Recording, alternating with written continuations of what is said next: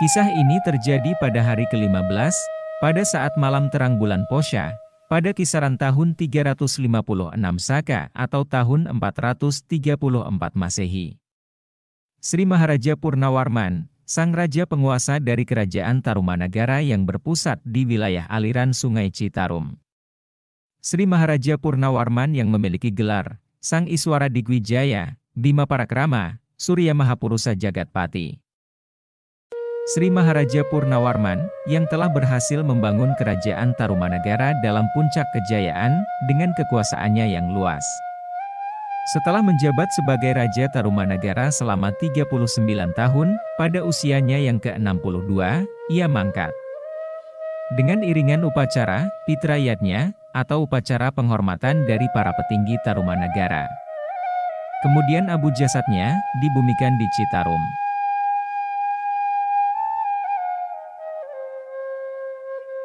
Setelah kepergian dari Sri Maharaja Purnawarman, kekuasaan tertinggi Tarumanagara dilimpahkan kepada putra tertuanya yang bernama Sang Wisnuwarman.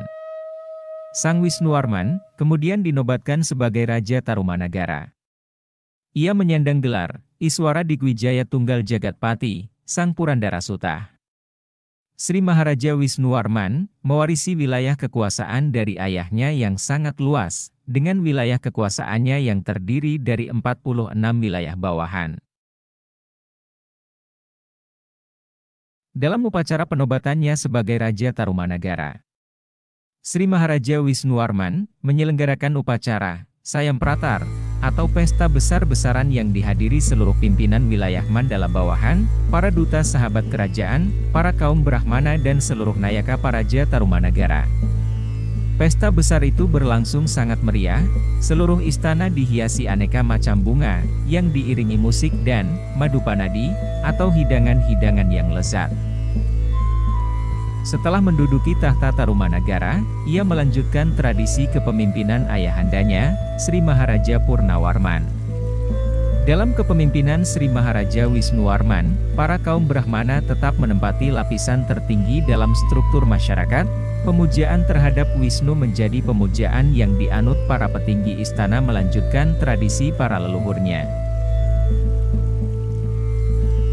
1 tahun setelah kepemimpinannya, pada tahun 357 Saka atau 435 Masehi, Sri Maharaja Wisnuwarman segera mengirimkan duta-duta utusannya untuk menghadap kepada raja-raja sahabat. Di antaranya Kerajaan Cina, Kerajaan Shanga, Champa, Yawana, Swarna Bumi dan Bakulapura. Para duta utusan dari Sri Maharaja Wisnuwarman bertujuan untuk memberitakan penobatannya sebagai pelanjut Raja Tarumanagara dan untuk mempererat kembali hubungan persahabatan yang telah terjalin.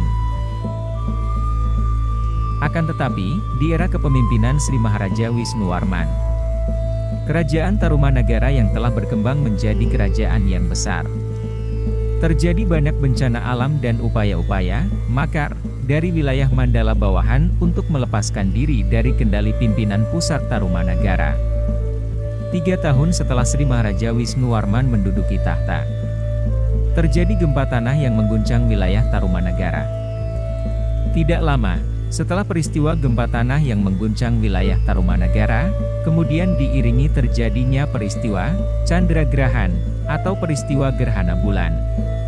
Peristiwa alam yang terjadi secara berturut-turut, membuat Sri Maharaja Wisnuwarman merasa, bahwa peristiwa itu sebagai tanda akan terjadinya, mara bahaya, yang akan menimpa pada kerajaan Tarumanagara. Di saat kegelisahan hati yang sedang dialami, Sri Maharaja Wisnuwarman, akibat peristiwa-peristiwa alam yang mengganggu pikirannya.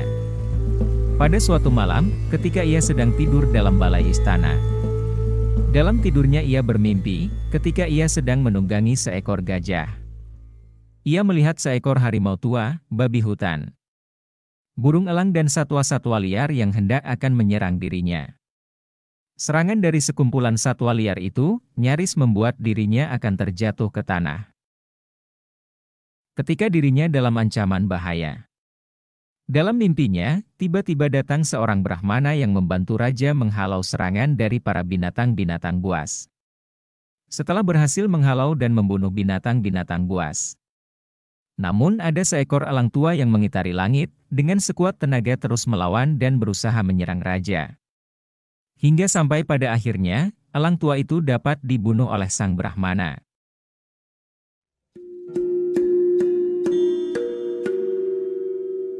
Akibat dari mimpi-mimpi aneh itu, Sri Maharaja Wisnuwarman semakin gelisah hatinya. Di keesokan harinya ia segera mengundang seluruh Nayaka Praja, para sesepuh dan para rishi Brahmana kerajaan. Mereka diundang menuju balai istana raja untuk membincangkan mimpi-mimpi aneh yang dialaminya. Kemudian atas saran dari para Brahmana yang memiliki siddhi mantra, atau pengetahuan mantra-mantra gaib dan menguasai ilmu Jyotisha, atau para ahli dalam perbintangan. Atas petunjuk dari para Brahmana Rishi, Sri Maharaja Wisnuwarman disarankan untuk menuju Sungai Gangga yang terletak di wilayah Indraprahasta. Diiringi para Nayaka Praja dan prajurit Tarumanagara. Dengan dikawal, Sang Wiryabanyu, seorang pemimpin wilayah Indraprahasta, yang menjadi mandala bawahan Tarumanagara.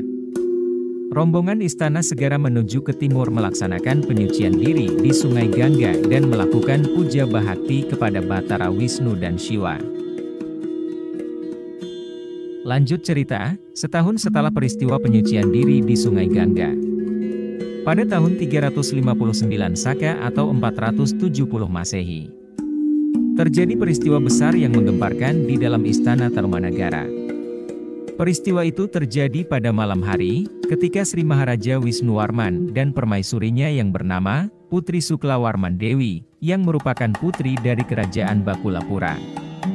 Ketika mereka sedang tidur di balai istana raja, datang para penyusup yang hendak menghabisi nyawa Sri Maharaja Wisnuwarman. Namun usaha pembunuhan itu gagal. Dikarenakan, ketika pimpinan penyusup itu berhasil memasuki bilik istana dan hendak menghabisi nyawa sang raja. Pimpinan penyusup itu melihat tubuh dari permaisuri, Putri Suklawarman Dewi. Permaisuri raja yang terkenal akan kecantikan parasnya yang bersinar, dan keindahan tubuhnya bagai bidadari. Yang saat itu permaisuri raja sedang tertidur dalam keadaan tanpa busana apapun. Melihat keindahan dan kemolekan dari tubuh Putri Permaisuri Suklawarman Dewi yang telanjang tanpa busana, pimpinan penyusup tanpa sadar berhasrat ingin menggauli sang permaisuri raja. Dan pada akhirnya, usaha pembunuhan itu gagal akibat tindakan ceroboh dari pimpinan para penyusup. Dengan segera usaha itu diketahui Sri Maharaja Wisnuwarman. Dengan bantuan dari para punggawa istana, mereka berhasil ditangkap oleh pihak prajurit istana. Di pagi harinya, Sri Maharaja Wisnuwarman segera mengumpulkan para Nayaka Praja di Balairung. Dihadapkan penyusup itu, dan diadili di hadapan para punggawa. Penyusup itu berkata, bahwa usaha pembunuhan raja, adalah tugas yang dibebankan padanya atas perintah dari Cakrawarman, sang Panglima Angkatan Perang Tarumanagara. Yang tidak lain, dia adalah paman dari Sri Maharaja Wisnuwarman, adik dari ayahnya, mendiang, Sri Purnawarman. Usaha pembunuhan itu dijalankan Cakrawarman karena ia berhasrat ingin menduduki tahta Tarumanagara menggantikan kakaknya, Sri Maharaja Purnawarman. Setelah diketahui siapa dalang dari usaha pemberontakan kerajaan, Sri Maharaja Wisnuwarman segera mengutus bala tentara Tarumanagara untuk mengadili pamannya. Akan tetapi Cakrawarman dan bala pengikutnya telah meninggalkan Kutaraja dan pergi ke arah timur menuju wilayah Cupunagara. Atas usaha dari Sang Wiryabanyu, pemimpin mandala bawahan di wilayah Indraprahasta, yang terkenal akan kesetiaannya dan memiliki prajurit-prajurit perang yang tangguh, Cakrawarman dan para pengikutnya dapat dikejar hingga memasuki kawasan hutan di selatan Indraprahasta. Di dalam hutan inilah, terjadi pertempuran antara gabungan pasukan Tarumanagara yang dipimpin Senopati Raga Belawa, dan pasukan Indraprahasta yang dipimpin Sang Wiryabanyu. Gabungan pasukan itu bertempur melawan para pengikut Cakrawarman dan terjadi pertempuran di dalam hutan. Dua kubu pasukan saling berhadap-hadapan menyerbu dan menyerang. Pada akhirnya, para pengikut Cakrawarman dapat ditumpas dan pasukan yang tertangkap diadili. Atas jasa dari Sang Wirya Banyu dalam meredam pemberontakan di Kerajaan Tarumanagara. Putrinya yang bernama Suklawati Dewi diangkat sebagai permaisuri yang kedua oleh Sri Maharaja Wisnuwarman.